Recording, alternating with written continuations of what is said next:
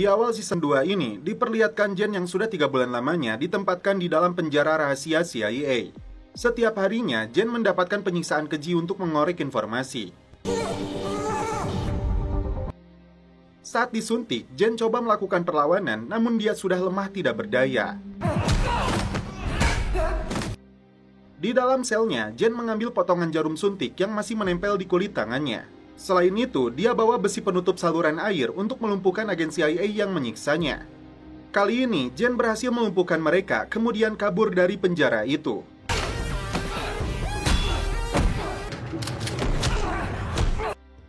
Dua minggu setelah kejadian, pasukan FBI di bawah pimpinan Weller melakukan penggerebekan ke sebuah rumah. Namun ternyata, target mereka kabur menggunakan motor trail. Weller segera beraksi untuk mengejarnya dengan motor yang sama.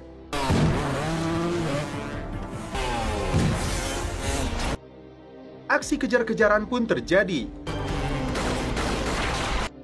Hingga akhirnya pelaku terpental dan berhasil ditangkap. Namun ternyata dia bukanlah Jen. Tim FBI mulai gabut karena mereka lebih tertantang dengan kasus tatonya Jen. Tiba-tiba sebuah helikopter mendarat di sana. Seorang pejabat NSA bernama Naz Kamal menjemput Weller dan timnya. Tiba di markas FBI, Naz membawa kabar bahwa Jen telah melarikan diri dari penjara CIA. NSA terlibat dalam kasus ini karena berkaitan dengan berbagai serangan yang terjadi yang dilakukan sebuah kelompok bernama Sandstorm. Dan Jen adalah anggota kunci dari organisasi ini yang dikirimkan ke FBI layaknya virus Trojan. NSA memerlukan bantuan FBI untuk mendapatkan kembali Jen sebelum didahului CIA. Alasannya karena sebelum FBI menangkap Jen, dia yakin wanita dengan penuh tato ini hendak berbalik melawan Sandstorm. Setelah mengendus keberadaan Jen, tim FBI mulai bergerak untuk menangkapnya lagi. Masuk ke dalam hotel, Jen rupanya lebih dulu menciduk Weller. Dia ungkapkan kekecewaannya kepada agen federal ini dengan penyiksaan yang dialaminya di dalam penjara itu. Keduanya pun terlibat pertarungan hingga Rede dan Tasya datang ke sana.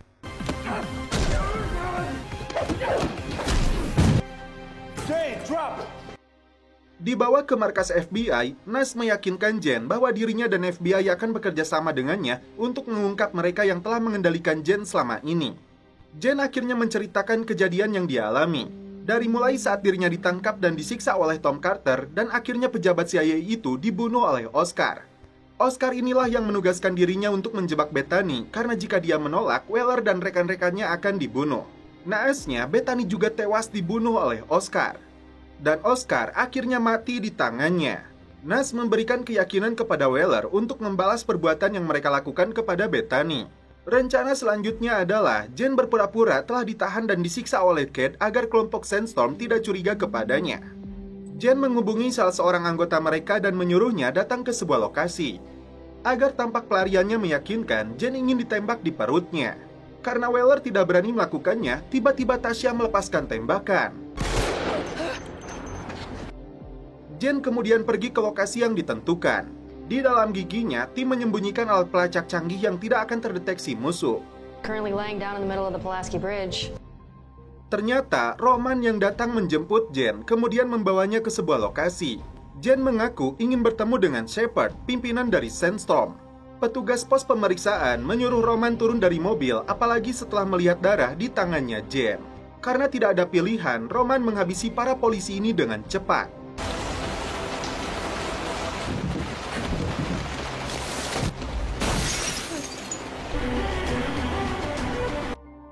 Di sisi lain, tim FBI merumuskan berbagai bukti yang ditemukan dari flash disk yang ditemukan di dalam berangkasnya Bethany. Untuk itu, Peterson membutuhkan akses ke pusat komputer milik NSA.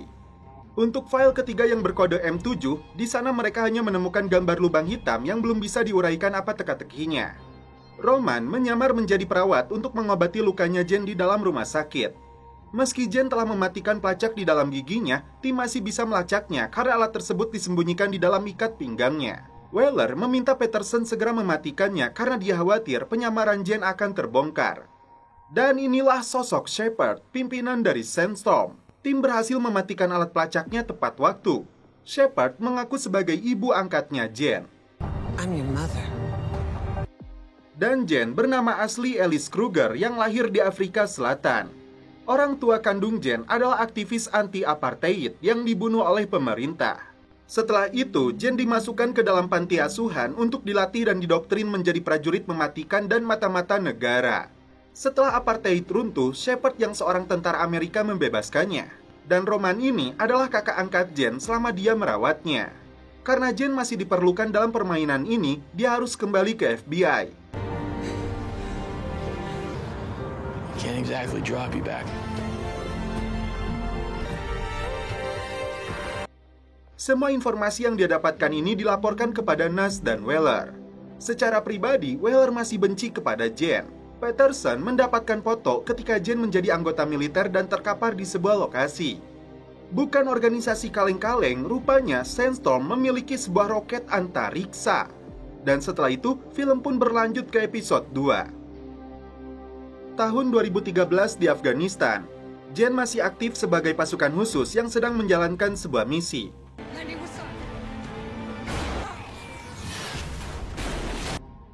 Namun tiba-tiba dua ledakan besar terjadi. Shepard dan Roman mengatakan CIA yang membentuk Orion untuk melaksanakan misi rahasia yang terlarang. Pembunuhan untuk merubah rezim. Operasi itu dihapus dan seharusnya Jen pun mereka lenyapkan. Kini, Shepard menyuruhnya mengungkap satu tato yang bergambar pilar kolosem. Sementara itu, Rede menemui teman lamanya yang pernah tergabung dalam tim football bernama Freddy.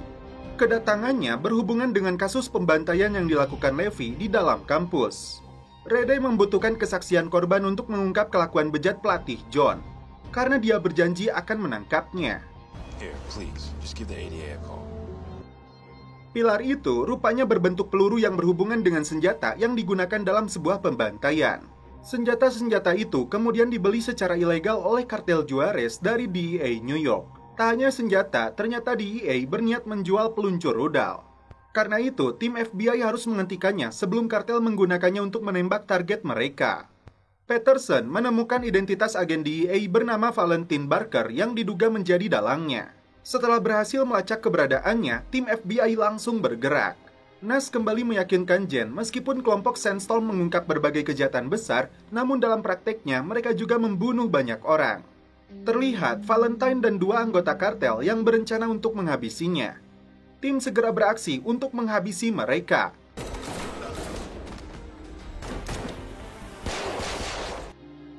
Pertanyaannya, kenapa kartel ingin membunuh Valentine? Saat diinterogasi, Valentine mengelak karena program penjualan senjata itu ranah pimpinannya yang bernama Robert. Dia tidak menduga Robert menargetkan dirinya setelah dia tahu atasannya itu menjual senjata-senjata ini ke pihak kartel. Tim kembali beraksi untuk menangkap Robert. Saat berpencar, Valentine mencegat Robert yang hendak kabur membawa mobil yang bermuatan senjata. Sialnya, Valentine lebih dulu ditembak oleh Robert.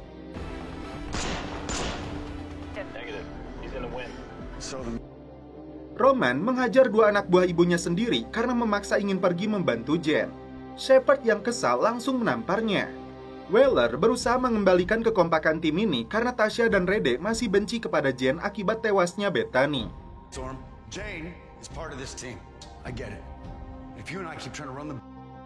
Terlihat Robert memberikan senjata peluncur roket itu kepada kartel.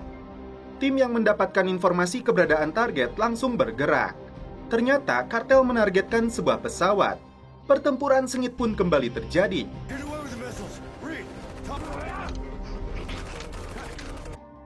Tim berupaya melumpuhkan musuh yang berniat menembak pesawat. Satu rudal berhasil diluncurkan, tapi beruntung Jen segera merampas pengendalinya untuk diarahkan ke dalam air. Misi mereka berhasil. Ellison tiba-tiba kembali muncul menemui Weller bahwa dia sedang hamil 3 bulan. Bukannya bahagia, Weller justru merasa tidak bisa menjadi ayah yang baik. Sebagai salah satu korbannya pelatih John, Rede kembali membujuk Freddy untuk bersaksi. Tiba-tiba Freddy mengatakan, kenapa tidak Rede saja yang bersaksi karena dia pun menjadi korban. Rede terkejut karena dia sama sekali tidak ingat. Dan setelah itu, film pun berlanjut ke episode 3. Sebuah taksi meledak saat seorang wanita masuk ke dalamnya. Wait, somebody left their bag in here. Jen mengaku kepada Shepard bahwa Kate menyiksanya setiap hari selama dia berada dalam tawanannya. Tortured you every day? Yes. Ibu angkatnya ini tidak percaya karena anggotanya yang berada di Venezuela mengatakan dari bulan lalu Kate bersembunyi di sana. Jen kembali meyakinkan mereka dirinya dikurung di ruangan gelap jadi tidak tahu persis kemana Kate pergi. Jen dibawa ke dalam gudang yang berisi ribuan senjata yang siap digunakan untuk perang skala besar. Roman mengatakan tugas Jen berhubungan dengan ahli mesin bernama Jeffrey yang dituduh telah berkhianat kepada organisasi. Dia ahli dalam mengkloning microchip dan orang yang dulu merekrutnya adalah Jen. Ledakan yang terjadi pada mobil taksi itu rupanya berkaitan dengan tato. Jenis peledak itu adalah dime. Tak berselang lama, ledakan kembali terjadi di lokasi lain. Jen terkejut saat tahu ditugaskan Shepard untuk menghabisi Jeffrey demi membuktikan kesetiaannya pada organisasi ini. Call it what you want.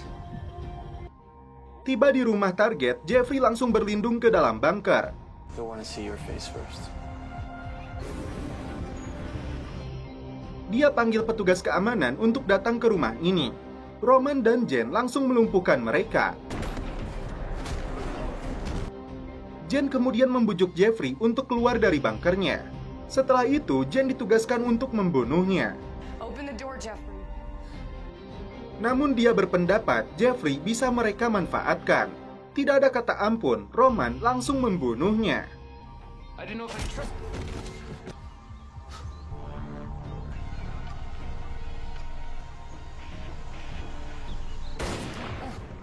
Failed. Jen khawatir Roman akan memberitahu Shepard bahwa dia menolak untuk membunuh Jeffrey. Jen diturunkan di tengah jalan untuk kembali ke markas FBI. Dua pelaku penyerangan terlihat sedang mempersiapkan bahan peledak. Kembali ke markas, Jen merasa telah gagal menerima ujian dari Shepard. Tim FBI kembali beraksi untuk menangkap dua pelaku penyerangan di sebuah lokasi dengan identitasnya yang sudah mereka pegang. South. Runs down comms. Peledak itu berhasil ditemukan. Rede dan Tasha ditugaskan untuk menjinakkannya dengan bantuan Peterson. Sedangkan Jen dan Weller mengejar pelaku. Semua orang lari berhamburan setelah Weller melepaskan tembakan untuk melumpuhkan satu pelaku. Setelah menembaki rangkaian peledak itu, ternyata tim berhasil menjinakkannya. Sayangnya, satu pelaku berhasil melarikan diri. Satu pelaku rupanya menyiarkan secara langsung sedang menyandera beberapa orang dengan bahan peledak. Weller membujuk pelaku untuk menyerahkan diri. Anything to do with those tests? Bahkan dia nekat masuk ke sana. Hold your fire. Hold your fire. Coming in to talk to you. Just Darryl, I just want to talk. Pelaku sepertinya keras kepala, membahayakan Weller dan juga Sandra. Detonated this fast. Devastated via gas. Tak diduga, Nas menembak pelaku dengan snipernya.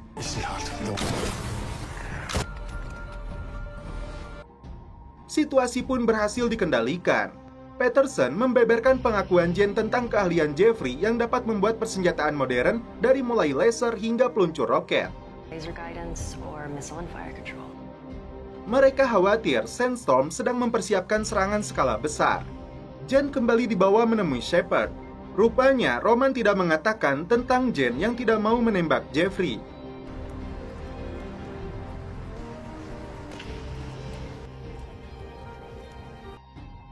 Sementara itu, Peterson memberanikan diri untuk mendekati Dr. Borden. Dan setelah itu, mereka pun celepot. Film pun berlanjut ke episode 4. Seorang petugas keamanan yang sedang berjaga dihabisi sosok misterius. Roman mengajak Jen ke sebuah danau Aurora yang dia katakan banyak danau yang sudah tercemari limbah, yang mengakibatkan ribuan orang meninggal akibat kerusakan lingkungan. You're gonna make people very nervous with questions. Rede dibayang-bayangi perkataan Freddy bahwa dulu dirinya adalah salah satu korban pelatih John. Weller mengatakan bersedia untuk bertanggung jawab terhadap bayi dalam kandungan Ellison. I'm in. This is good. Come here. Peterson kembali membeberkan hasil penelitiannya tentang tato sarang madu di tangannya Jen. Muncul sebuah kode dari nomor identitas karyawan Homeland Security bernama Bob Keyer. Dan kode keduanya berhubungan dengan Shadowcat yang mengarah ke peretasan server Gedung Putih. Bring him in. I'll get you an expedited warrant. Tiba di rumah target, rupanya Keyer sedang menghancurkan seluruh harddisknya. Baku tembak sempat terjadi hingga akhirnya Rede yang kehilangan kendali memukuli tersangka dengan brutal. Enough! Walk. Rupanya, Keyer menggunakan akses keamanannya untuk merancang sebuah perampokan menggunakan permainan. Setelah ditelusuri dari tersangka, diduga akan terjadi perampokan di dalam Museum Seni Ebli. Foolproof plans disguised. Number of guards and their weapons. Seluruh tim sepakat terjun ke dalam museum untuk menangkap pelaku. Tim menyebar di semua sudut museum untuk mencari dalangnya. Gentlemen, thank you all for coming. Jen sempat berkenalan dengan panitia acara pameran yang bernama Oliver Kine. Namun, Weller mengganggu mereka agar Jen fokus pada misi. Joke. Saat Peterson masuk ke ruangan belakang, tiba-tiba seseorang menyerangnya. Weller segera mengejar pelaku yang dia yakini seorang wanita kulit hitam.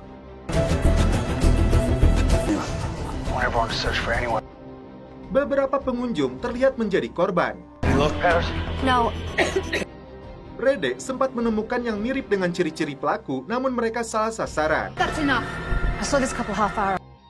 Ternyata inilah pelaku sebenarnya yang sedang menghabisi seorang pria. Pengejaran terus dilakukan di setiap sudut museum. Nats menemukan korban di toilet.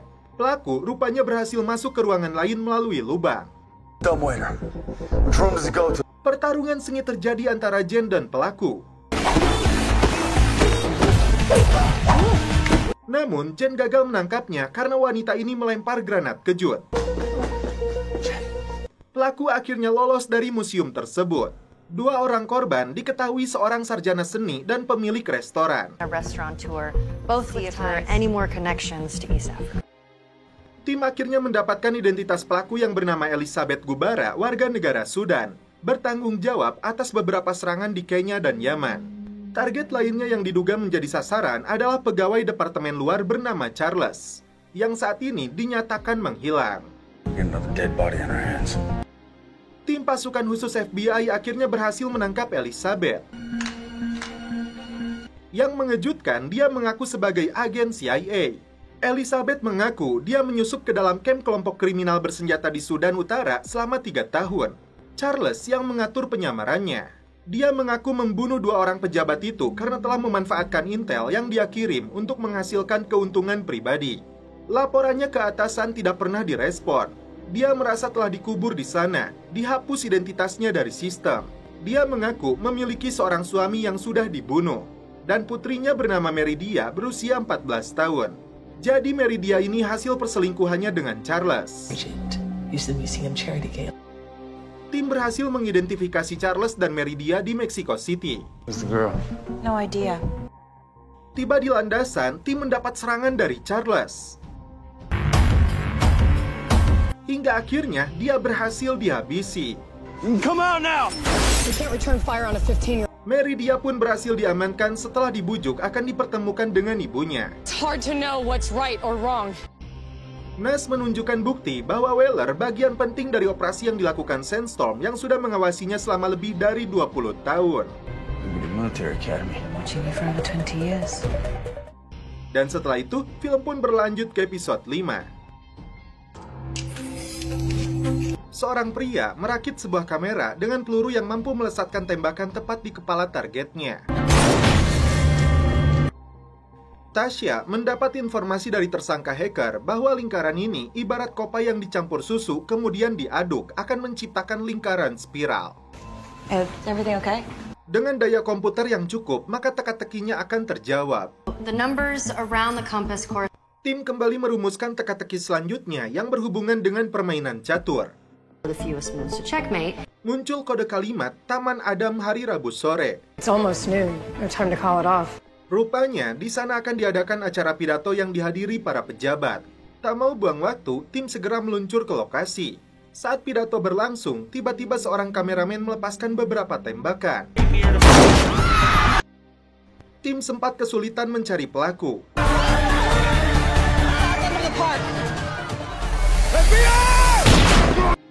Dan akhirnya berhasil dilumpuhkan dengan timah panas. Ellison mengatakan pelaku bernama Michael, anggota mafia. Senator yang ditembak bernama Quinn, sepupu dari seorang mafia bernama Patrick. Peperangan antar keluarga ini akibat adik Patrick meninggal di penjara karena si senator itu. Dan peluru itu teridentifikasi dari senjata milik Patrick. Sementara itu, Rede sempat meluapkan kemarahannya kepada pelatih John. Sir, let him go. He's good. Patrick yang menjadi tersangka utama kini sudah ditahan untuk diinterogasi. Alright. Dia mengelak akan membunuh sepupunya itu meskipun mereka bermusuhan. Busy day for law enforcement. Patrick mengatakan senator itu hanya mencari sensasi untuk menaikkan popularitasnya. Ternyata penembak itu adalah mantan penembak jitu Angkatan Laut. The only problem with Boy Scouts theory. Lantas, kenapa tembakan Michael bisa meleset? Karena mafia yang sebenarnya adalah Quinn. Dan ini hanya nomor 2-nya. Being ambitious is one thing. Just wait till he's governor. Setelah Jen membujuknya, Patrick mengaku akan memberikan rekaman bukti kejahatan Quinn. And when it counted, those people were and your daughter. Tapi dia meminta perlindungan untuk anak dan istrinya. Tim bergerak membawa Patrick ke gedung pencakar langit menuju lantai 57. Under arrest. Remember that one?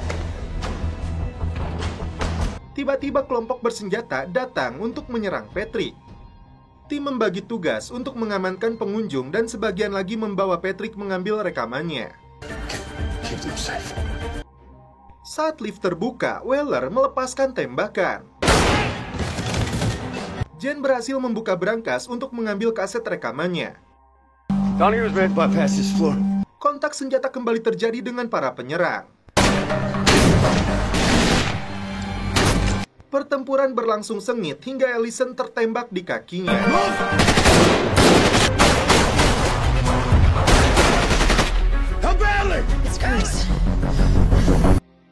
Sementara itu, Rede yang diskors menyelinap masuk ke rumah si pelatih untuk mencari barang bukti. Di sana, dia menemukan banyak sekali kaset rekaman. Jen berupaya memberikan pertolongan medis kepada Ellison yang sedang hamil. Sementara itu, Weller dibantu Nas masih berjibaku dengan musuh. 1, 2. Jen mengamankan rekamannya, sedangkan Patrick terciduk para pelaku hingga dia ditembak. Pelaku berhasil dilumpuhkan dan Ellison segera mendapat penanganan medis. Weller berterima kasih kepada Jen untuk tindakannya kepada Ellison. Tried that confidence. Ternyata, Shepard dan Roman mengarang cerita bohong kepada Jen tentang pelariannya menggunakan kapal. After that, it won't matter what she remembers.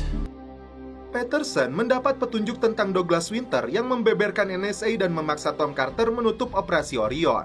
Tasha datang ke sebuah lokasi dan menemukan Rede tengah berada di depan pelatih yang tergeletak telah tewas. Dan setelah itu, film pun berlanjut ke episode 6. Rede mengaku dia berada di ruang bawah tanah dan mendengar suara. Setelah dia naik, Rede menemukan John sudah tewas. Tasha tidak setuju dengan rencana untuk melaporkan kejadian ini. Meskipun mereka FBI, tapi Rede memakai sarung tangan dan ada bercak darah di sepatunya. Saat patroli datang, mereka putuskan untuk kabur. Masalahnya, Rede meninggalkan rekaman yang ada suaranya dalam alat pemutar di ruang bawah tanahnya. My name. I heard a loud noise upstairs. To find out you were in the house, the tape wouldn't have mattered. Kembali ke markas, tim membahas sosok Douglas Winter yang lolos dari penangkapan selama 3 tahun setelah membocorkan informasi terbesar dalam sejarah Amerika. Peterson berhasil melacak Winter yang meminta kekasihnya yang bernama Messi datang ke Bulgaria. Weller dan Nas akan terbang ke Bulgaria untuk menangkap Winter. Demi menghilangkan jejak, Rede dan Tasha akan membakar pakaian mereka. Tasha sempat bertanya kenapa pisau dapurnya tidak lengkap. Dia mengatakan pisaunya patah, jadi dia buang. Sedangkan Jen kembali menemui Roman untuk mengetahui rencana Shepard selanjutnya. Selain koin, Roman memberikan sebuah kotak ketik kesukaan Jen yang sudah dia simpan sejak ingatan Jen dihapus. Namun Roman sendiri tidak tahu apa isinya. Tugas mereka selanjutnya adalah mencuri chip, jadi potongan akhir dari rencana Shepard. Singkat cerita, Weller dan Nas sudah berada di Bulgaria. Saat menuju hotel, mereka melihat seorang pria berkacamata yang mengawasi pergerakan tim FBI ini. Setelah diciduk, dia mengaku sebagai wakil direktur baru CIA bernama Jack Keaton. Ternyata tujuannya sama, yaitu untuk menangkap Winter. Weller belum mengetahui Jack lah yang telah menyiksa Jen di dalam penjara CIA. Peterson menugaskan Rede dan Tasha untuk membantu NYPD dalam penyelidikan pembunuhan pelatih John. Mereka berdua berpura-pura terkejut mendapat informasi ini. Roman menjelaskan misi mereka untuk mencuri chip tersebut di dalam berangkasnya Bradley Dynamic dengan menyamar sebagai petugas administrasi kesehatan. Dengan bantuan agen mereka di Bulgaria, Weller dan Nash akan menginap di hotel yang sama tempat Winter menginap yang dijaga puluhan keamanan berpakaian sipil. Tiba di TKP, Rede dan Tasha melakukan koordinasi dengan detektif polisi bernama Yamada. Faktanya, polisi belum menemukan sajam yang digunakan untuk menghabisi korban. Tasha segera turun ke ruang bawah tanah untuk mengamankan kaset rekamannya tanpa sepengetahuan Yamada. Find anything? No, I just got a text from Patterson. Setelah Winter berhasil diciduk, dia mengaku keamanan itu bukan orangnya. Justru, Winter menjadi tahanan pemerintah Bulgaria. Dia dijebak untuk dijadikan umpan karena tidak pernah meretas NSA. Bulgaria memberinya perlindungan tapi juga memanfaatkan dirinya untuk menopang keamanan cyber mereka, termasuk melakukan peretasan. Karena ingin segera keluar dari negara ini, dia kirimkan informasi rahasia melalui gambar lubang hitam itu kepada Bethany untuk minta bantuannya. Setelah melumpuhkan seorang agen Bulgaria, Winter bersembunyi di dalam tas. Lalu keluar dari hotel tersebut sebelum Jack mengejar mereka. Get in. That's cute, man. No, I'm not. Zip it. Or should I help this one? I'm in.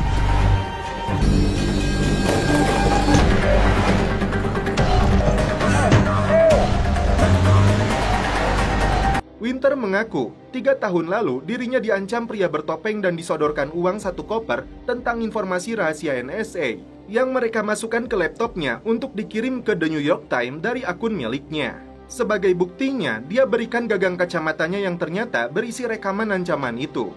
Datang ke perusahaan Dynamic, Jen melumpuhkan seorang pegawai wanita yang memiliki akses ke ruangan tempat chipnya diamankan.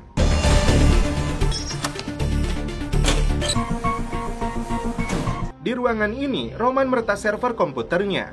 Tasha menemui seorang satpam yang menulis plat mobil milik Rede yang terdeteksi berada di TKP. Tasha mengatakan orang dalam mobil itu adalah agen FBI yang sedang menyamar. Karena itu, catatan nomor plat itu diambilnya dan satpam ini dilarang buka mulut meski kepada polisi. Weller segera membawa Winter keluar setelah mereka melihat puluhan pasukan bayaran yang diduga dikirim CIA datang menyergap. Baku tembak pun terjadi.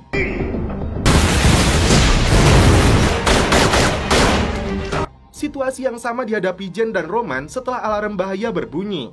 Jen ditugaskan mengambil microchipnya, sedangkan Roman akan menghadapi petugas keamanan. Weller menghabisi satu persatu musuh yang datang menyerang.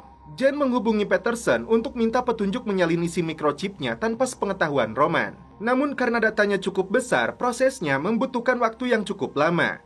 Tak tega melihat Roman menghadapi puluhan petugas, Jen terpaksa membatalkan penyalinan isi chip tersebut.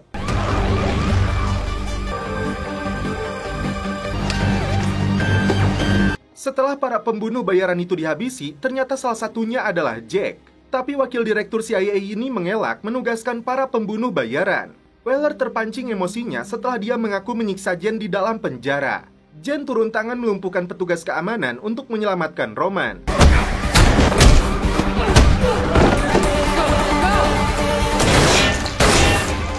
Chip itu dia berikan kepada Roman. Untuk kabur dari lokasi ini, mereka ledakan dindingnya. One of these, I can blow a hole in the wall, but I only have enough deck. Right, I trust you.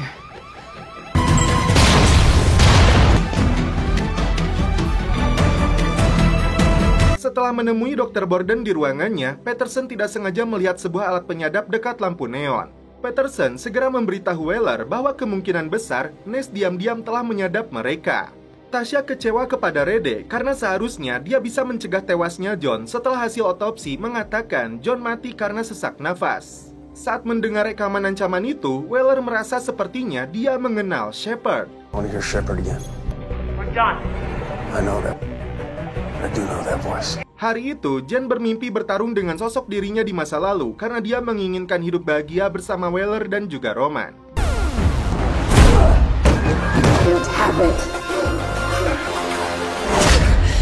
Jen mengaku kepada tim lebih memilih menyelamatkan Roman daripada mendapatkan chip tersebut agar misi penyamarannya di Sandstorm terus berlanjut. Sementara itu, Weller meminta penjelasan Nash tentang alat penyadap yang ditemukan di ruang Dr. Borden.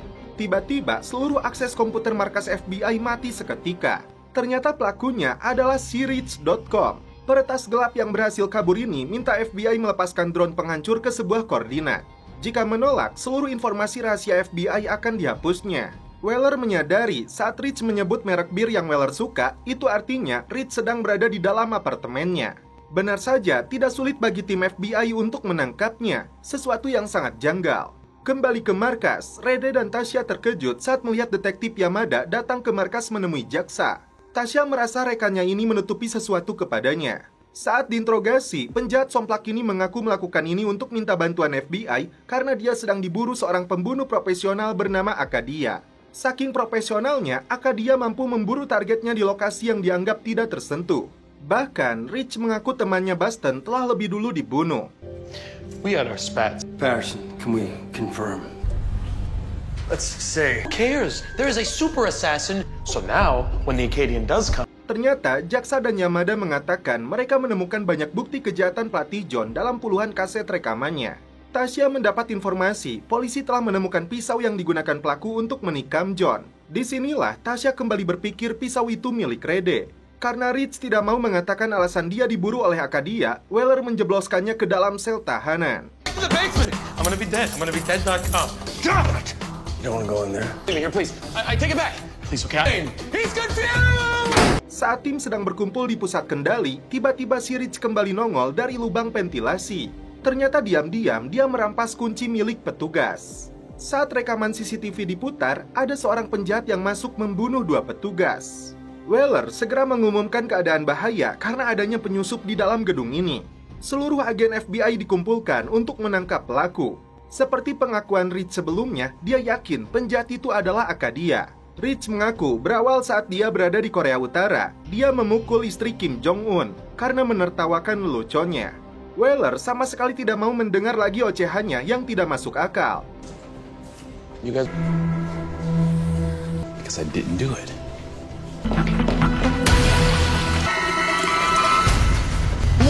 What are you doing here? Guy's badge just paint. Where? Saat lift terbuka, ada sebuah dispenser lengkap dengan galonnya. Ternyata telah dirangkai menjadi bahan peledak berbahaya. Peterson berupaya untuk menjinakkannya. Dengan keahliannya, pelaku mampu meracik bahan berbahaya dari campuran air aqua, belerang, dan Coca-Cola yang dicampur Mentos. The supply closet. Once the explosive, it spreads it through the building. Sialnya, ada peledak kedua di dalamnya yang terlambat untuk dijinakkan. We still gotta design the second demise. Akibat ledakan itu, Peterson terluka dan tidak sadarkan diri. Rede dan Tasya tiba-tiba diserang oleh Akadia. Keduanya tidak mampu menandingi kehebatan pembunuh bayaran ini. Setelah 2 agen FBI ini tumbang, pelaku kemudian menyeret Tasya.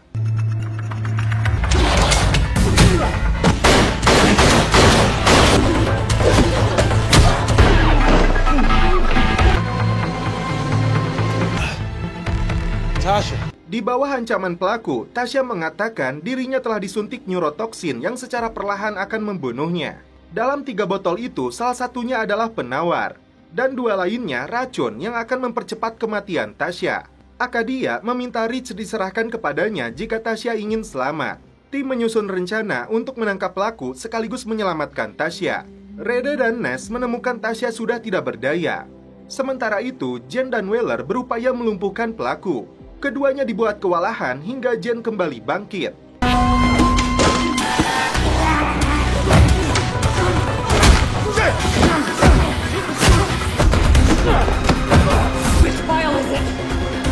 Sialnya, Weller keburu membunuh Akadia. Dalam kondisi tidak berdaya, Tasya memberi kode sandi Morse kepada Rede melalui tangannya. Bahwasannya botol penawar berada di sebelah kiri. Setelah disuntikan, Tasya berhasil selamat. Rich akhirnya akan dikirim kembali ke penjara. Dia hubungi petugas pengawas yang ternyata diterima oleh si Baston, temannya Rich. Rich dimasukkan ke dalam mobil tahanan. Dan ternyata petugasnya adalah anteknya juga. That sound. I thought you'd like that. So it works? Out. Tiba-tiba mobilnya kembali disergap tim FBI. Rupanya Peterson yang tidak mengalami luka serius telah mengawasi pergerakan mereka. Dan kali ini penjahat somplak ini tidak berkutik. Setelah mendapatkan Allison dan Jen, agen khusus FBI ini menggait juga Nas. Dan setelah itu mereka pun celepot. Masuk ke dalam ruangan barang bukti kepolisian, Tasya merampas pisau yang digunakan pelaku untuk membunuh John. Ternyata dia pernah melihat Freddy membawa pisau tersebut. Itu artinya dugaan Rede yang telah membunuh Jones adalah salah. Roman membaca sebuah pesan yang menuliskan loyalitas Jen ada pada FBI.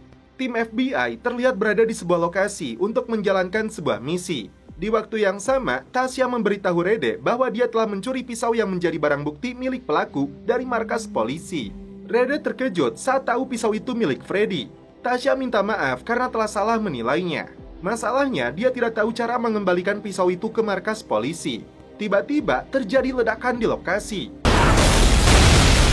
Seorang wanita bernama Burton dan Boyle dibawa ke markas FBI.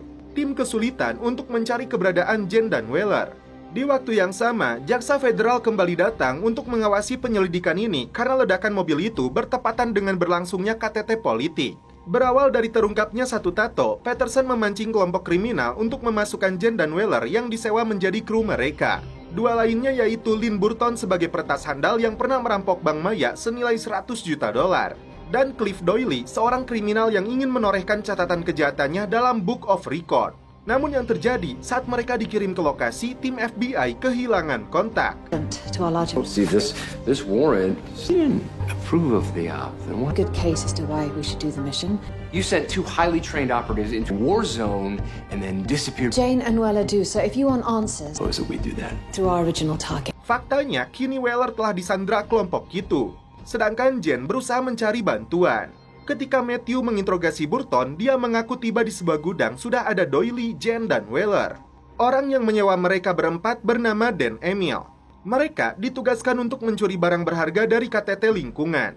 Tanpa menyebutkan targetnya, mereka akan mendapat bayaran masing-masing $2 juta. Pihak yang akan membayar mereka adalah Nico Marconi.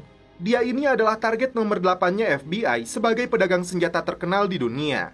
Tapi tidak ada aparat manapun yang pernah melihat wajahnya. Doyle menceritakan apa yang terjadi di lokasi KTT kepada Nas. Mereka berempat menyamar menjadi pelayan hotel. Doyle mempersiapkan persenjataan. I was in charge of slap the hardware together.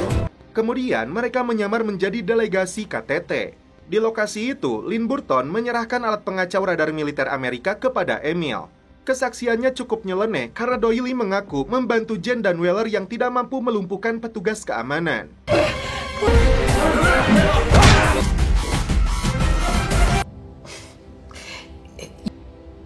Yes, I am. Saat mendapatkan sebuah koper, tiba-tiba alarm berbunyi. Ternyata mereka dijebak karena Emil menjadikan mereka sebagai pengalih perhatian. Faktanya, Emil melumpuhkan 2 petugas untuk merampas sebuah tas. Emil kabur mencari jalan lain dan tiba-tiba mobil itu meledak.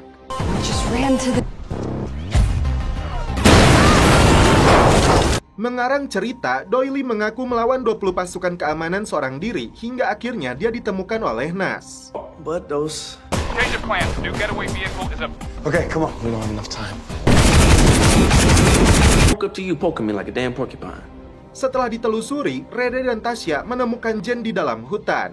Ternyata para pelaku menculik Dr. Chen, seorang pencetus lempeng tektonik, yang memberikan pidato di depan KTT. Ternyata ilmuwan gempa itu diculik karena berhubungan dengan percobaan Cina dalam mengembangkan bom tsunami yang kekuatannya setara dengan bom atom. Kesimpulannya, Nico Marconi akan menjual ahli bom tsunami itu ke pasar gelap. Fakta yang sebenarnya, Jen dan Weller telah melumpuhkan petugas keamanan KTT tanpa membunuh mereka. Sebelum pergi, mereka memukul si Doyle agar tidak sadarkan diri. Masalahnya, Jen melihat Lynn telah mengenal Emil. Dan ternyata tas yang dibawa itu berisi Dr. Chen. Dia dibawa ke atas perahu oleh Emil dan antek-anteknya. Weller memutuskan untuk mengikuti mereka dengan naik ke atas perahunya. Weapons. From civilization. Start running out of here. Right? Try and find a way to... You have sawyer people who would miss you if anything happened to you. Yeah, I buried our cut in the woods. Tiba-tiba, tim melihat kelompok itu melakukan pelelangan di situs gelap. Tak hanya Dr. Chen, ternyata Weller pun diperjualbelikan. Menurut Rede, untuk membebaskan Weller, satu-satunya cara adalah menjadi pembelinya. Meski rencana itu tidak disukai Matthew, tim FBI akan tetap melakukannya. Faktanya, Emil ternyata adalah Nico. dan Weller telah terjual di angka $40 juta. Saat Nico pergi, Chen berpura-pura sakit, padahal Weller langsung melumpuhkan mereka. Chen disuruh menunggu di sana, sementara Weller akan merampas mobil Marconi. Tak berselang lama, Nash dan timnya datang untuk menjemput Weller karena mereka sudah membelinya. Ternyata Weller sudah kabur dan mereka pun mengetahui pembeli ini adalah FBI. Saat itulah baku tembak terjadi. Antek-anteknya Marconi berhasil dilumpuhkan. Sedangkan Nash hampir saja tewas dicekik jika Jen datang terlambat. We have to find Wella. Mereka bertemu dengan Weller untuk menangkap Marconi. Hands up! Drop. Move. Come on, Connie. Nash memberikan kartu aksesnya untuk mengumpulkan informasi yang NSA miliki dalam menyelidiki Sandstorm. Tasha memutuskan mengembalikan pisau itu ke dalam mobil John. Itu artinya Rede membebaskan Freddy dari pembunuhan dan menyuruhnya pergi.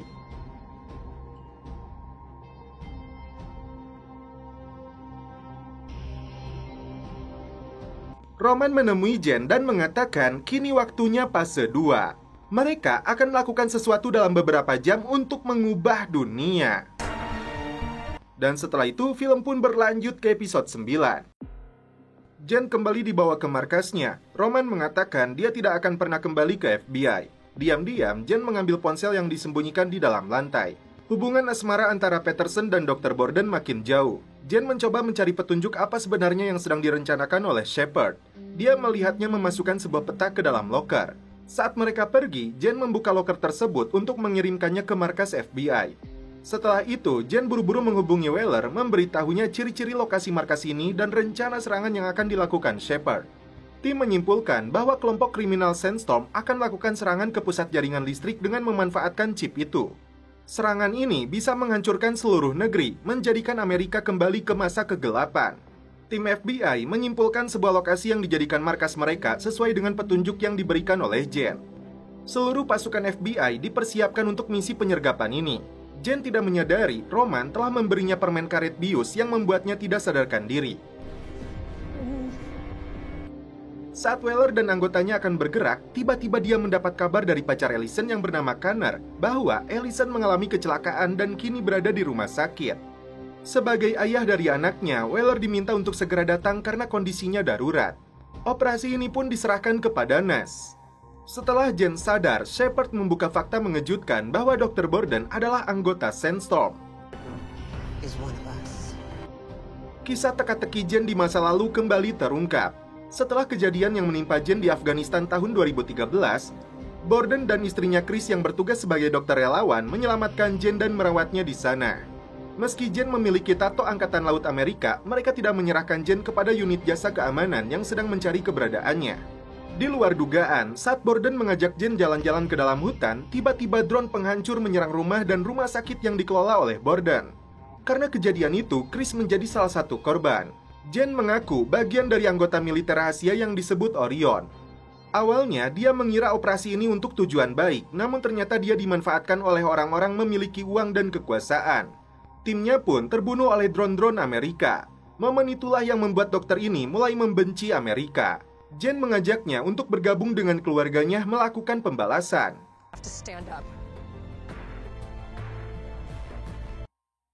Jen berupaya membujuk Roman tidak boleh kena tipu dayanya Shepard. Namun Roman menolak karena merasa telah dihianati oleh Jen. Tiba di rumah sakit, Weller menyadari Ellison tidak pernah dibawa ke rumah sakit dan orang yang menghubunginya bukanlah Connor. Sementara itu, tim pasukan khusus FBI sudah berada di markasnya Sandstorm. Mereka tidak menyadari Shepard telah menyusun rencana jebakan. Karena ponsel yang digunakan Jen untuk menghubungi FBI telah disadap, Weller berusaha menghubungi timnya untuk membatalkan serangan. Namun, mereka terlambat hingga ledakan besar terjadi.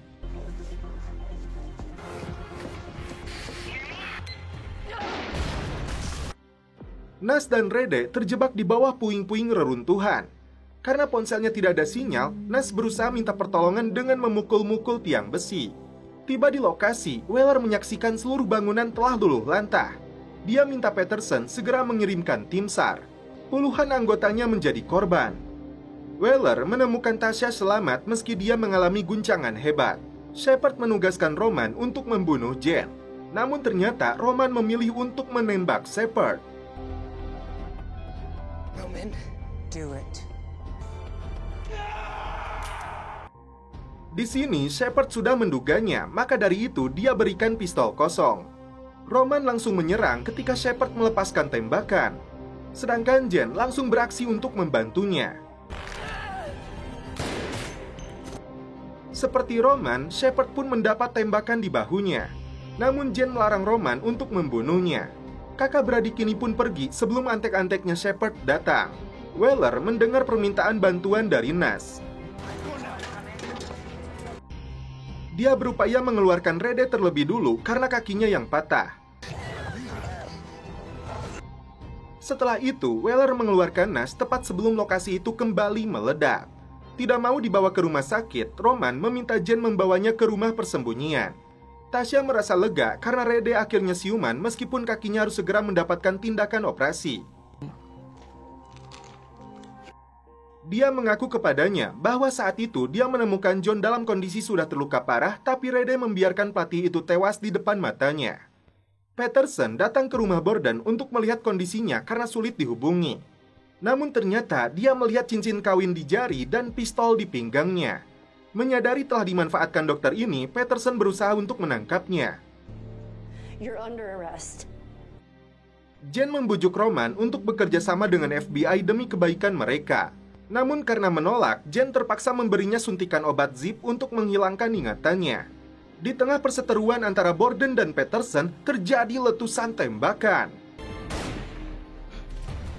Dan setelah itu, film pun berlanjut ke episode 10. Borden minta maaf karena tidak sengaja menembak Peterson. Dalam kondisi pikun, Jen menjelaskan bahwa Roman terkena tembakan namun bukan dia pelakunya. Karena Roman tidak percaya dia melakukan serangan hingga melompat dari dalam mobil. Roman terus melawan saat Jen membujuknya dan akhirnya dia kabur membawa mobilnya. Nas berpikir Jen telah berkhianat kepada FBI, namun Weller tidak sepakat. Pertanyaan besarnya, apa rencana Shepard kepada Weller karena dia sengaja dijebak dengan informasi palsu tentang kecelakaan yang menimpa Ellison. Tiba-tiba Jen dibawa ke sana. Tim terkejut saat mengetahui Dr. Borden adalah penyusup yang bekerja untuk Shepard. Masalahnya, tim kehilangan petunjuk keberadaan Peterson. Jen menceritakan semua kejadian yang menimpanya, termasuk obat zip yang dia suntikan kepada Roman. Peterson lolos dari maut setelah Borden mengeluarkan peluru dari perutnya. Dia bermaksud menyerang dokter ini dari belakang, namun tiba-tiba muncul Shepard menodongkan senjata. Don't do this. Do you see this? It can be the intel she can provide. Tiba-tiba Roman kembali menghubungi Jen. Dengan koin yang ada di sakunya, Jen mengingatkan kembali koin itu dia berikan saat mereka masih bocil. Roman akhirnya memberi petunjuk lokasi keberadaannya sekarang. Karena peran Roman sangat penting untuk kasus ini, Weller dan Jen segera pergi untuk menjemputnya. Ternyata ponsel yang digunakan Roman telah disadap oleh Shepard dan antek-anteknya. Dia kirim pasukannya untuk membawa kembali Roman hidup atau mati. Menunggu di dalam restoran, Roman melihat beberapa pria mencurigakan masuk ke sana. Pimpinan mereka mengaku ditugaskan adiknya untuk menjemput dia. Karena Roman tidak percaya, pertempuran pun terjadi. Di saat yang sama, Weller dan Jen datang untuk membantunya.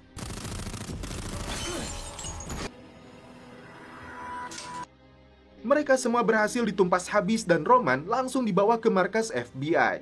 Meski sekarang Roman masih kehilangan ingatan, namun cepat atau lambat ingatannya akan kembali pulih. Shepard memaksa Peterson buka mulut mengakui informasi apa saja yang FBI ketahui tentang fase 2.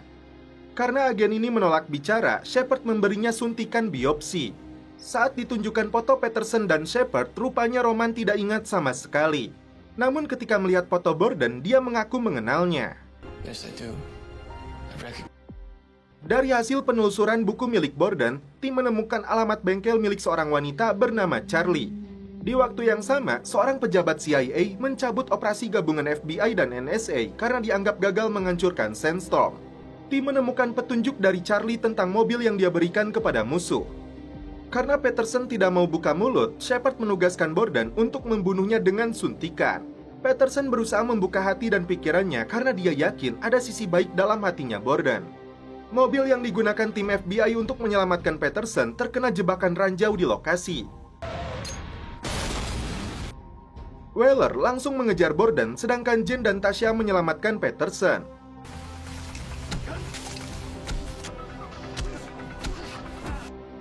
Saat akan ditangkap, Borden melakukan perlawanan dan berhasil memborgol kakinya Weller.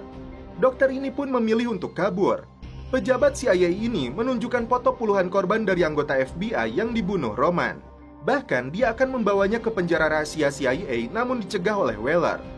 Karena perhatiannya yang begitu besar, Rede memberanikan diri untuk mencelepot.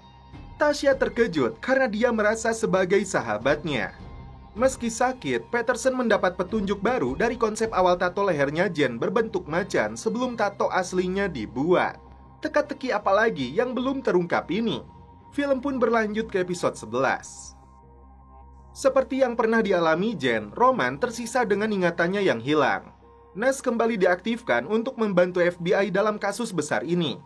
2 orang pria dikeluarkan dari dalam kontainer. Siapakah mereka? Setelah kondisinya pulih, Rede kembali bertugas di markas FBI, begitupun dengan Peterson. Dari tato macan tutul itu, Peterson kembali mendapatkan petunjuk. Ternyata sebuah kode nomor kontainer. Pria tua yang keluar dari kontainer itu teridentifikasi sebagai Anton Stepulov, penjahat yang melakukan pembantaian di Santiago bersama anteknya Daburzan. Seharusnya dia sudah mati dalam serangan drone tahun lalu. Tim berhasil mencegat Anton saat dalam perjalanan. Yang mengejutkan, ada agen CIA yang mengawalnya. Di dalam mobilnya, Jack mengaku membawa jantung manusia. Ternyata putra Anton harus melakukan operasi transplantasi jantung. Dan sebagai gantinya, Anton akan memberikan informasi rencana serangannya Daburzan malam ini pukul 6. Jane sempat meluapkan kemarahannya kepada Jack karena pernah menyiksanya di dalam penjara rahasia CIA. Karena tidak punya pilihan lain, FBI terpaksa membantu rencananya CIA. Di waktu yang sama, muncul Dr. Karen Sun yang akan membantu memulihkan ingatannya Roman.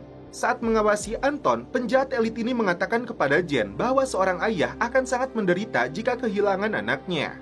Tiba-tiba, tim mendapatkan informasi operasi cangkok jantung yang dilakukan terhadap anaknya Anton gagal dilakukan. Dia meninggal di atas meja operasi. Anton tidak percaya saat mendapat kabar anaknya meninggal. Akibatnya, dia menolak memberitahu rencana serangan malam ini. Dia menyebut kota ini akan menerima kepedihan yang dia rasakan. Tim FBI segera bergerak setelah mendapatkan petunjuk dari ponselnya si Anton. Tiba di lokasi, Weller bermaksud menghentikan seorang pria. Namun tiba-tiba ini yang terjadi. Truk itu berhasil kabur membawa muatan peledak yang dimasukkan ke dalam bola basket. Jane menyadari ucapan Anton tentang kesedihan terbesar seorang ayah saat kehilangan anaknya. Jack menyadari putrinya akan melakukan pertandingan basket antar sekolah. Tim kembali bergerak untuk mencegahnya. Jack langsung mengirim pesan kepada anak buahnya untuk mengamankan putrinya yang bernama Erin. Namun yang terjadi, anteknya si Anton langsung menghabisinya. Erin langsung kabur dari lokasi itu. Di waktu yang sama, tim FBI tiba di lokasi. Mereka mendapat serangan dari musuh.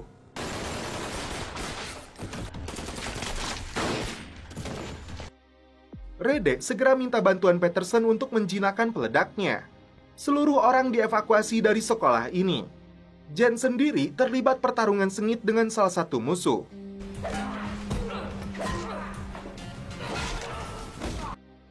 Sementara itu, Weller membantu Jack menemukan putrinya. Namun sial, salah satu pelaku menyandranya. Weller berhasil menghabisi pelaku dan Jane menyelamatkan Jack dari pelaku lainnya.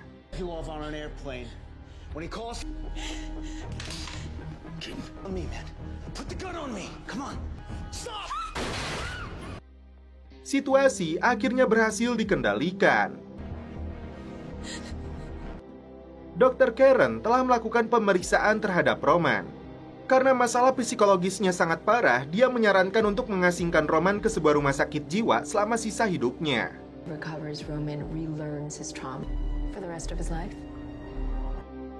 Dari layar CCTV, Jane melihat Roman sedang menyusun permen gulanya. Ketika obat kepalanya terjatuh, Peterson menyadari apa yang dilakukan Roman adalah petunjuk. Setelah ditelusuri, ternyata berkaitan dengan tato macan tutul itu yang terhubung dengan Kat Jarrett, anggota dari geng motor bernama Viper King.